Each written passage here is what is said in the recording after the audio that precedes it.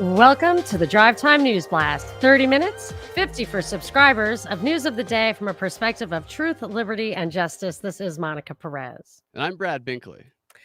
Our top story, well, first of all, let us acknowledge all of the veterans out there. It is Veterans Day. I always thought Veterans Day was celebrated on a Monday. My kids were home from school today, to my surprise. And I was thinking my father was a World War II vet. And my brother was a Vietnam era vet. He was in Thailand. He was over there, but they were both volunteers. They both went young at like the age of 18. They both love this country. And I learned a lot at my father's knee about love of country, but it was absolutely positively always couched in the reasons for loving the country. And he pointed out that America was extraordinary, not exceptional. He never suggested that were an exception to the law, the rules of sovereignty. He always said to respect the sovereignty of other nations. He would point out what was so great about this country, and it was the liberty to be yourself, to practice your own religion, to exchange freely in the marketplace, and all of the prosperity and joy that came from that. And the moral basis of it being that no one could tell you what to do against, for example, your own religion. And it was never my country, right or wrong. It was always something more concrete than that. And it was based in morality, liberty, and justice for all, very important to him. And a couple of things he told me along the way. One is he was strongly opposed to segregated troops. There was a lot of racial segregation when he was in the service, and he thought that was very wrong. And he used to pointed out to me that the Japanese segregated troops were the most decorated division in the service in World War II. And I actually tried to verify that today because I remember him telling me that, but I thought, that I could have heard that wrong. Might be lore, family lore. And I found the 442nd Regimental Combat Team, a segregated Japanese-American unit, is remembered today for its brave actions in World War II. Despite the odds, the 442nd's actions distinguished them as the most decorated unit for its size and length of service in the history of the U.S. military. And this was during a time, I believe, when FDR had concentration camps. I remember the great, however, totally liberal, but truly great man of integrity, Jeff Adachi in San Francisco, had all four of his grandparents were in a Japanese internment camp during World War II. And so I just think that's an interesting thing. Never heard anybody bring that up.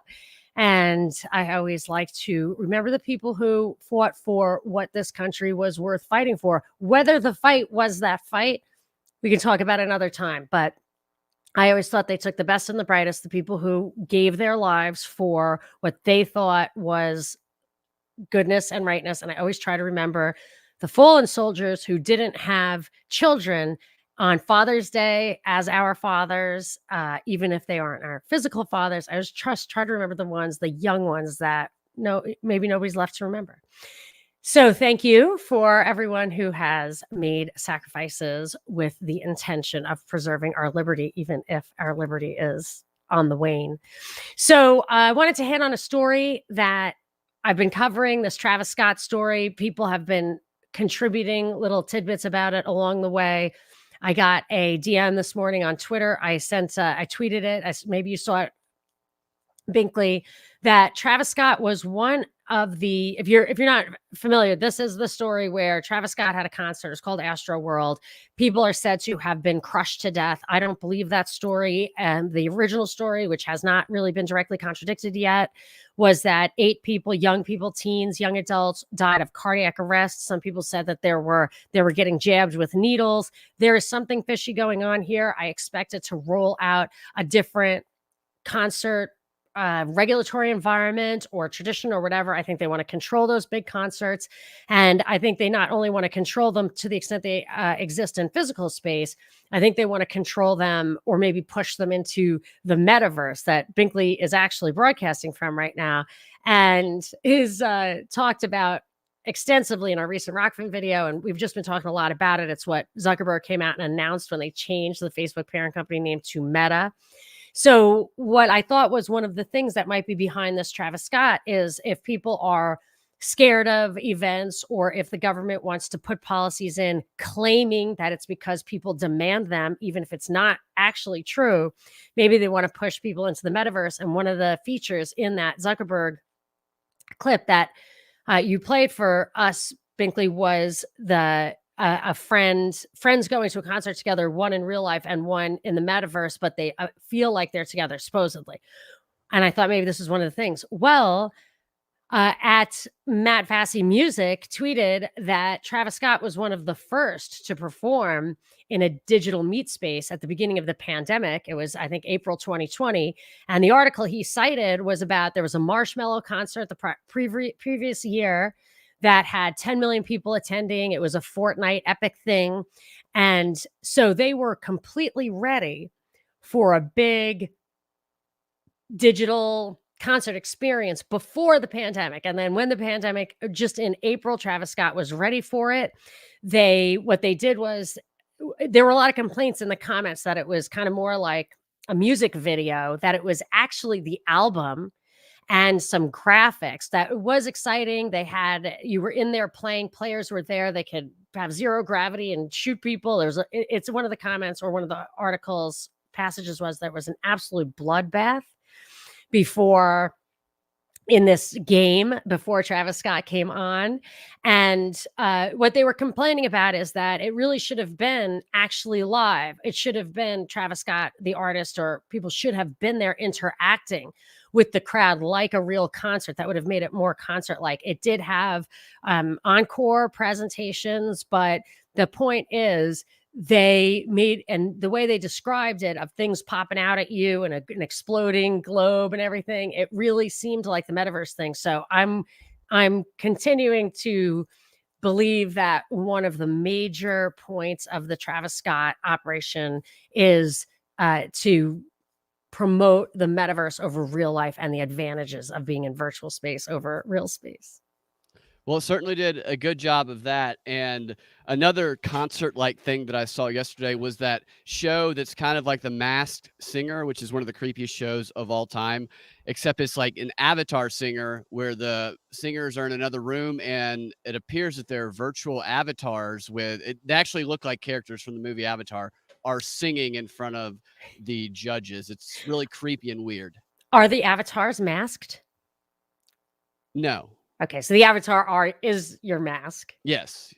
That's funny. So I was actually talking to a friend of mine who she's totally into crypto, and she's also doing stuff in the metaverse, which was very Alison McDowell like. So she's in some space where she just bought like a taxi medallion. So there are gas stations. They don't have hospitals yet. They're building this space and you can buy real estate inside the metaverse already. And I asked her to come. I want to do the next, if you're available. Maybe you're not, Binkley. I should have asked you first, but I was hoping the last Saturday of the month we could do our next Zoom party. And as per the suggestion of of people in the last one, talk about crypto, talk about just wealth creation in general. And also now I want to talk about what is wealth creation in the metaverse? What is meta money? I think that'll be interesting. If you're available that weekend, I'll confirm the date and everything. But if anybody is great at wealth creation, has ideas of how to be independently wealthy and get the F out of Dodge, or we have lots of people who are going to talk about crypto. We'll probably maybe spend half the time on that. But and metaverse, like how it's going to operate economically. Anybody who wants to participate in that, even if you're not a patron saint, if you have something to bring and you're willing to spend a little time with us, that would be great. Email me at thepropagandareportpodcast@gmail.com. And with that, I want to move into the Kyle Rittenhouse story. I have the list of charges, quite a few charges. The last one is the one that blows me away. But Binkley, maybe you can lighten it up by injecting a little silliness that seems to have come out of the Rittenhouse story. Well, I think this is humorous, although it potentially also divisive and just damaging to the country, is that the Rittenhouse judge is being called racist on social media and by a lot of blue check marks because during the trial yesterday, which is really turning into like an episode of the Three Stooges at this point, it's getting a little bit ridiculous. It's another weird thing happened. The judge's phone went off during the proceedings. Obviously, he forgot to silence it, and it revealed that his ringtone is Lee Greenwood's God Bless America, a song that Trump plays often as his entrance song at his rallies. Therefore, the judge is racist, the judge is biased. This is what a lot of people on social media are saying. And if there are not already calls from the prosecution to have a mistrial because of the judge, then that could possibly be a thing. We're already seeing calls for a mistrial from the other side, from the defense, saying that with prejudice, they want a mistrial with prejudice so that they cannot then again prosecute Kyle Rittenhouse afterwards, which is an interesting situation because the juries and the jurors in this trial could be targeted. They could be targeted, and so they could be in jeopardy, which could make it difficult for them to find him not guilty. But if the judge were to declare it a mistrial with prejudice for the defense, then that could take the heat off the jurors, but it also would cause the opposition, so to speak, to say, well, they didn't let the peer of his, as the public decide his fate. I think any outcome, there's going to be riots. I think it doesn't matter what the outcome is. There's going to be riots. Well, they gave today's Veterans Day. The cops are supposed to be off, but they wouldn't give them off in case a verdict came out today, which sounds. You think there's any chance there's a verdict today? It seems far fetched. I don't know. I think it's wrapping up. I don't know how much longer they have on this. I think they've covered the bases. Well, the idea that his ringtone went off during the trial to me just adds to the idea that this thing is being highly produced and staged. But one thing that caught my eye and I found extremely annoying was that both the Wall Street Journal and the New York Times, I would consider them the left and right of newspapers of record, refer to open their Kyle Rittenhouse stories is that he is charged with homicide. Charged with homicide. What does that mean? You can't be charged with homicide, right? I mean, homicide is what happens when you kill somebody in self-defense, for example, and you're not charged with self-defense. So you have to be charged with a kind of homicide. So it can be murder, it can be manslaughter, it can be whatever. So I had to, and it took a little digging. Nobody's really talking about what he's charged with. So I have the charges. I'll just rattle them off. It looks like there are 7 different charges. Maybe I won't just rattle them off, but I'll try to make it quick. First degree reckless homicide and use of a dangerous weapon. So reckless homicide means you didn't mean to kill the person. It's reckless. And it is connected to the death of Joseph Rosenbaum. And it says that there's no video of the moment that Rittenhouse pulled the trigger. So they don't really know what happened. And he could go to jail for 60 years for that. First degree recklessly endangering safety and use of a dangerous weapon. Somebody was supposedly in the line of fire. So he endangered somebody who he did not actually kill. Then first degree intentional homicide. This is where it gets tricky. And use of a dangerous weapon. Intentional homicide, as we learned from John Lott, often gun killings are lumped together, intentional homicide and murder. But intentional homicide is quite often self-defense. So that you actually would always want to separate those out. You want to stop gun murders, but you want to promote self-defense. That's what guns are good for.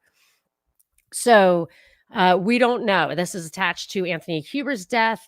It says you see him running down the street after shooting Rosenbaum, and Huber leaps at Rittenhouse, swings a skateboard at his head and neck, and tries to grab his gun before Rittenhouse fires. So that could be self-defense. It would carry a mandatory life sentence if it is not mitigated by a self-defense verdict. And then attempted first-degree intentional homicide, and that's shooting Gage Grosskreutz in the arm seconds after he shot Huber. But Grosskreutz came at him with a pistol. and he did survive. And then there's a couple of other things: first degree recklessly endangering the safety of others, and possession of a dangerous weapon by a person under 18. But it's the last one that really blows me away: failure to comply with an emergency order from the state or local government. Listen to this. Rittenhouse is charged. After all that, Rittenhouse is charged with being out on the streets after 8 p.m., a curfew imposed by the city, a minor offense that carries a fine of up to $200. Schroeder dismissed the charge during the second week of trial after the defense argued that the prosecutors hadn't offered enough evidence to prove it. That blows my mind. It should be absolutely an evidence, absolutely, because anybody who took a video, I mean, that metadata or whatever, the data that's in that video, you can determine the time and place. So I'm not buying that.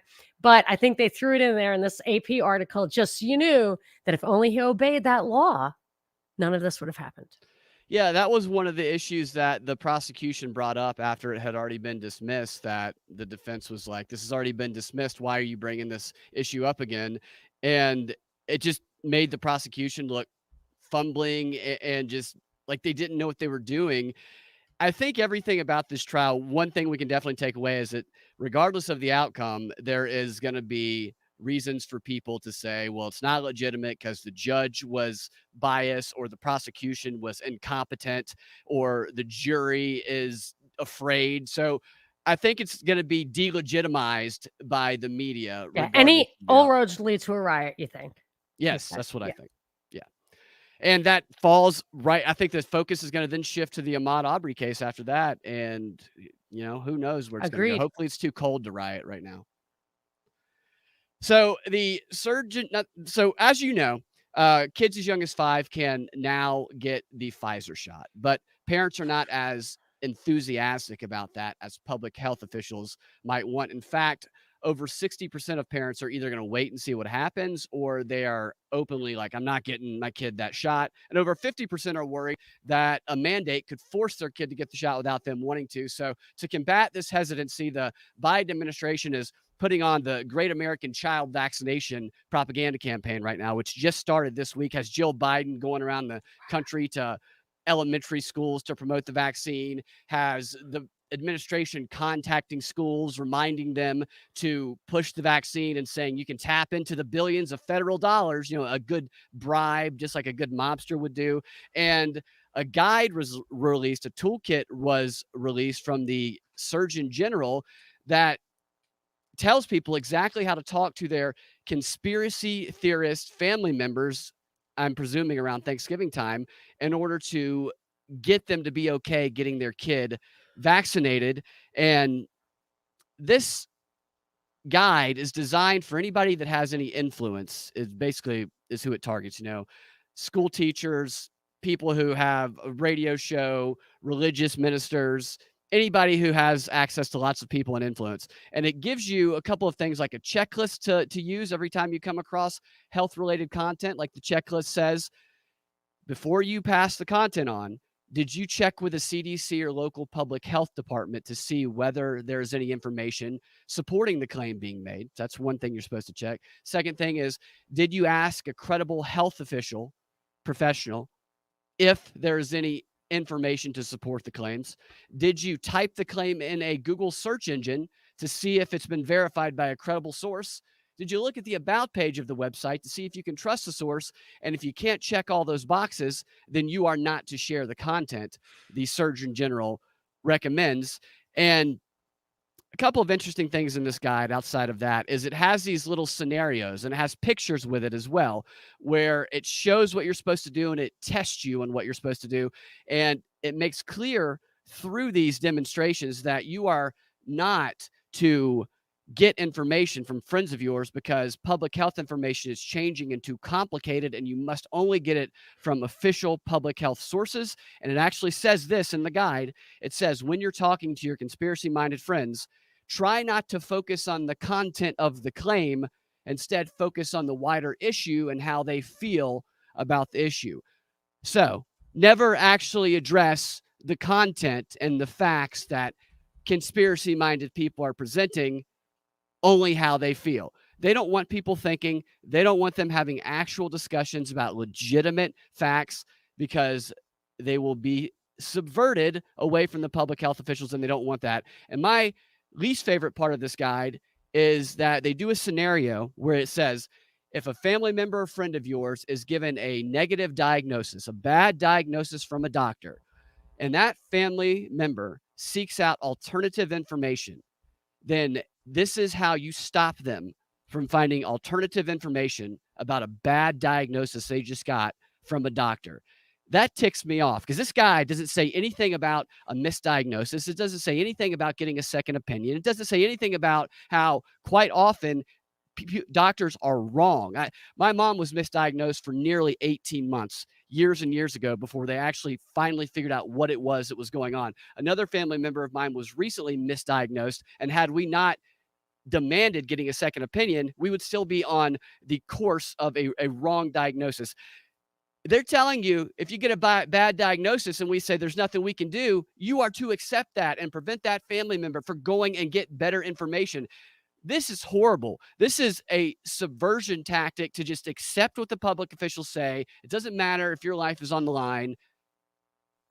Did that article even bother to make an argument of why you should get your child vaccinated with the COVID vaccine?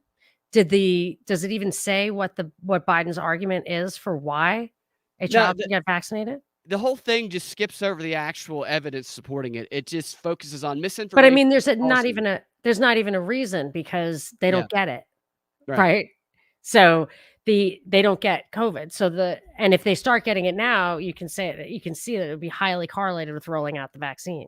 Yeah. Well, I have a story to watch out for about some Navy SEALs suing the Biden administration. I will tell you about that in the XR.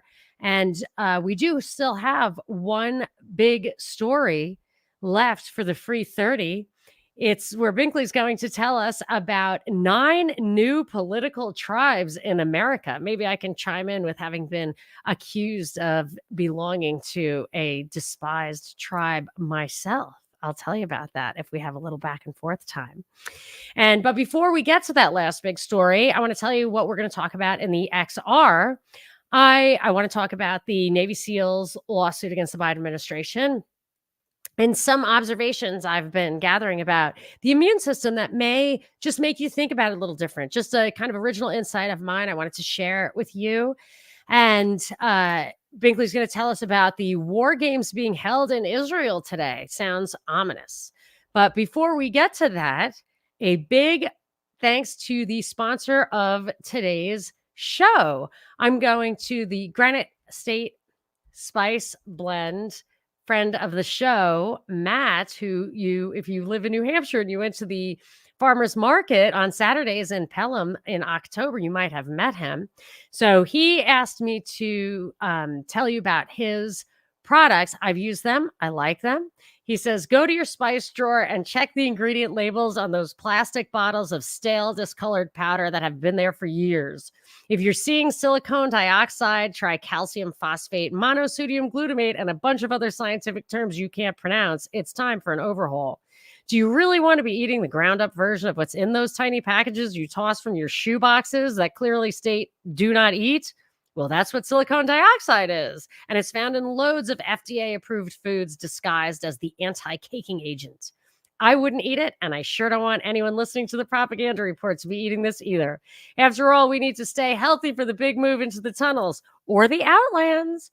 After you chuck all of those stale spice blends or use them as pest control in your garden, come over to granitestatespiceblends.com and refill your pantry with a load of small batch spice blends that are sure to please. Matt Pierce and his wife, Kim, own and operate Granite State Spice Blends in Salem, New Hampshire, and they are a craft spice blender creating some tasty concoctions for meats, veggies, and anything else you want to add flavor to. Their ingredients are treated with the attention and care only a professional chef can give to such an important part of your food, the flavor. They toast all the seeds and chilies over applewood and Fogo brand premium lump charcoal using a big green egg and Lodge cast iron. And their herbs are muddled in a marble mortar to release the full flavor and aromatics, resulting in a spice blend that will transform your food into something amazing. They never add any mystery fillers or chemically derived flavoring agents. It's just herbs and spices. So out with the old and in with the new. Granite State Spice Blends will bring the right flavor to you. Find them at granitestatespiciblends.com. Live free or die. And don't forget, Propaganda Report listeners ordering online can use the code Tunnel People Unite 10, all one word, to get 10% off their entire order. So far, we've tried the taco seasoning and we love it, which is a pretty high bar to pass for a house dominated by a Texican. So that's good stuff right there. And if you enjoy our products, our Propaganda Report product, please support our sponsors, including the Granite State Spice Blends, and also support us. You're about to end the free viewing. If you're watching on Facebook or YouTube, actually, I recently got taken down from Facebook, so I don't know if this is even getting out there. But when we did that last live stream, we got taken down shortly after it started. So, but if you're watching somewhere other than Rockfin, this live broadcast is going to end at the bottom of the hour, but it will continue for Rockfin subscribers. And of course, Patreon subscribers get this and every day, as well as Rockfin subscribers get the full 50-minute commercial-free DNB every single day, including the XR segment.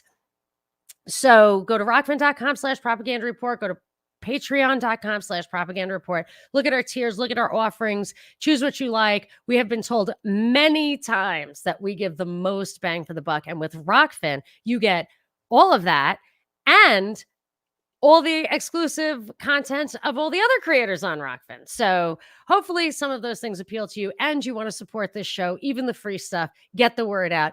Please subscribe. Thank you so much. And now on to the last big story of the free 30. Did you know that there are 9 political tribes in America? I had no idea. I had no idea until earlier today. I found out about these tribes from a Pew Research report that was published earlier this week. Of the 4 or 9, 4 lean left, 4 lean right, and 1 are the stressed people that just don't want to deal with politics anymore. I'll give you a quick rundown of what the groups are, at least how they characterize them. On the right, we have the faith and flag conservatives at 23% of Americans. And these are Christians who are Trump supporters, and they're the type of people who think that he won in 2020, and they're highly politically active. Committed conservatives, 15%, which this group, they don't love Trump as much, but they differentiate from the previous group because they favor working with allies more, where the previous group is more the America Firsters. We have the populist right, which is 23% of Republicans, actually. Trump supporters with restrictive immigration views. And then we have the right that doesn't really care as much. They're more moderate on social issues, and they don't feel quite at home in the GOP. What percentage is that? That's 18%. 46 and 30. Yeah, okay. And then there's a left where we have the progressive left at 12%. This is very liberal. They like leaders who identify as democratic socialists. These are the Bernie Sanders people. They are the most politically active of all of the groups. And they differ from establishment liberals because they support sweeping changes to address racial injustice. The establishment liberals, which they support dim leaders, and they favor compromise. And we have the Democrat mainstays, which are moderate, less liberal than others in the Democratic Party on immigration and military and crime. And then we have the outsider left, which is 16%. They're very liberal, especially on climate and race, and they are dissatisfied with both parties. And then, of course, the stressed sideliners, which is 15%. They tend to be economically stressed, but what they have in common is their general disinterest in politics. What stood out to me the most about this is of all of the groups together, the one that has the smallest number of people in it is the progressive left. And that group is also the group that, of all of the groups, is the most politically active. And in my opinion, is the group that most influences what we see in the mainstream media. So the smallest group that's the most politically active is projecting the biggest voice, making it seem as though their ideas are the majority ideas when in reality, they're the minority ideas. So I wonder if I'll tell you that I was trying to get a guest on the show. I guess it was Reach. I didn't realize it was out of my league. But in order to kind of persuade this person to come on my show, I sent him a sample. And the sample, my favorite one, of course, is my interview of Ron Paul on my radio show. And so it opened with, I guess, me saying, I never really went back to listen to it, but I must have said that I was an anarcho capitalist. So this guest responded that he's not a member of my tribe. And if he were to come on my show, he would just slay me or whatever, something like that. And I actually don't call myself an anarcho capitalist anymore because capitalism has so completely become a synonymous, really. And I don't even think it's that they've stolen the language of it. I think that financial capitalism, fiat money, cronyism, fascism, all of this stuff has really become what people who promote capitalism actually mean by it. I mean, they talk about how to use the money system and how to um I don't know, use policies to promote business. And that's not what I want. That's not what I want. I don't like public private partnerships. I don't like any of that crap that people who call themselves capitalists now kind of embrace. So, what I am is a proponent of free markets. And I guess that makes me closer to an agorist, which would be where you kind of try to operate in the gray markets as much as possible. Don't even use money if you can possibly avoid it. I like that a lot.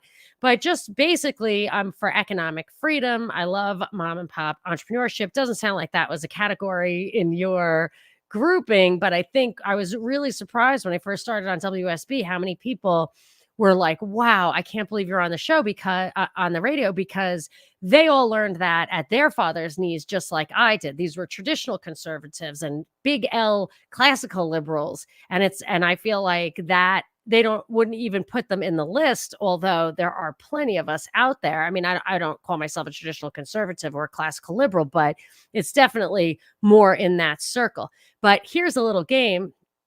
If we have a minute, look at the list and tell me if you think that there is a media outlet or other kind of signature brand that you would associate with each one of those individually, because I feel like this is a move towards siloing us. They're not looking to give us 9 parties. They're looking to give us 9 echo chambers. Yeah, well, we could say that the Faith and Flag conservatives would be OAN. Is that the one that airs Yeah, One Trump's American rallies a lot? News. Mhm. And The what, Gab? Because 'Cause I'm thinking social media. Possibly Gab. Yeah, because that's Social the media. Christian-oriented one, and that would be Gab, definitely. The committed conservatives, that's probably Fox News. And what would be the social media outlet for those people? Facebook? I mean, I'm not saying Facebook is like that, but, like, Maybe. where are these people going to communicate with each other? Maybe Facebook on that one, maybe Telegram. I'm not sure there. Probably Twitter, definitely with that one. The populist right, because so the Faith and Flag conservatives aren't going to be on the traditional social media because they're talking about the election challenges and stuff, and that'll get them kicked off of there. The committed conservatives, I don't know if they would. They're probably not talking about Trump winning the 2020 election as much, so they could probably be on Twitter and I be think on you get Facebook, that's a Facebook crowd. Don't you think Facebook's a little bit older than Twitter perhaps. nowadays? Yeah, and those both could be a rumble crowd. I think the populist right, that's a tough one. That one is kind of similar to me to the faith and Yeah, conservatives, that's except what I minus thought. the Christian, direct Christian. See, I'm thinking Steve Bannon here, although Steve Bannon does talk Oh, about oh, Christianity yeah, a he's bit. all about, like, into, like, occult Christian themes if you really Yeah. dig in. Yeah, I would say that one's a gab also. That one's also a rumble. Maybe, what is that, BitChute? And Yeah. then the right that doesn't care as much, they're probably on any of them because they're more moderate on all of it, so they're welcome on all the social media outlets. The progressive left, that's definitely going to be Twitter. You're going to see a lot of that on Twitter. In fact, the progressives don't really get kicked off of stuff as much. Some of them, if they're too far left, if they do Antifa type material, they will get kicked off of YouTube. But But other there's the than that, general communist identity politics stuff. TikTok's got a fair amount of that, I think. TikTok, definitely Twitter. Twitter is almost predominantly progressive journalists. There's like a large percentage of it. There's a study But on I'm it that so was engaged on Twitter with people who are like-minded. well, we're in our silo there, but I Got it. follow a lot of people Yeah. on the left. So it's flooded. I My stream understand. is Okay, flooded yeah. with I do not. that material. I silo myself all the time. I hate crossover. I don't Yeah, like argument. I just, very Dem interesting. Democrat mainstay is definitely YouTube. A lot on YouTube there, and although Which you can't like on YouTube anymore, right? Or unlike, dislike. oh, did they change that? I don't know. I remember you brought the story that they were talking about doing that after Biden just got overwhelmingly disliked all the time. I think you And can still like and dislike as of right oh, now, but they okay. were talking about changing that. It might be some videos you can and some videos you can't, because my son was just like, "You can't dislike anymore?" Like, just yesterday. So maybe Yeah. it was just that video. Because what they don't want, what they really care about Oh, they is that disable it, yeah, when Biden talks, they disable all the right, like okay, that's disliking. it. So what they really want is for you not to be able to assess the general mood yourself. Yeah. They wanna curate that. Very, very interesting. Well, I Every don't time they yeah, don't do the disable a dislike, it's like 100 the yeah, ratio is like 100 yeah. likes to like 1,000 dislikes. It's unbelievable.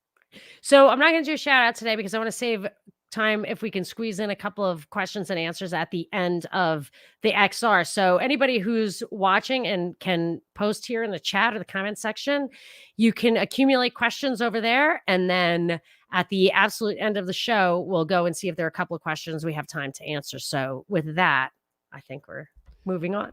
All right, you guys can find your Drive Time News Blast every weekday afternoon at thepropreport.com or your favorite podcasting platform at the Propaganda Report podcast feed. If you want access to the extra content that we post every time we post a DMB, go to patreon.com/propaganda report and check out our tiers there, or rockfin.com/propaganda report and check out what we offer there.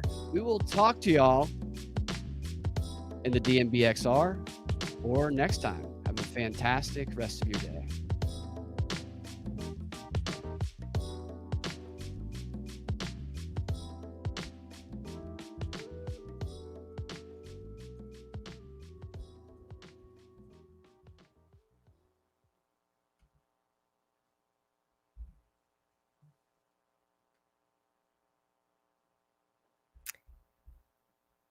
Welcome to the subscriber only portion of the Drive Time News Blast. This is what makes the DNBXR XR. The DNBXR delivers 50 minutes of commercial free content for every weekday show, exclusively for Propaganda Report subscribers. But it's time to earmuff the kids. The XR isn't exactly X rated, but you never know where it will go. Why don't you lead us off, Binkley? Well, can you lead us off? Because I'm removing our stuff from the other Oh, sure. platforms Absolutely. still right now. Yes. Okay. So the one story that we kicked from the free 30 into the XR is a great place to start because it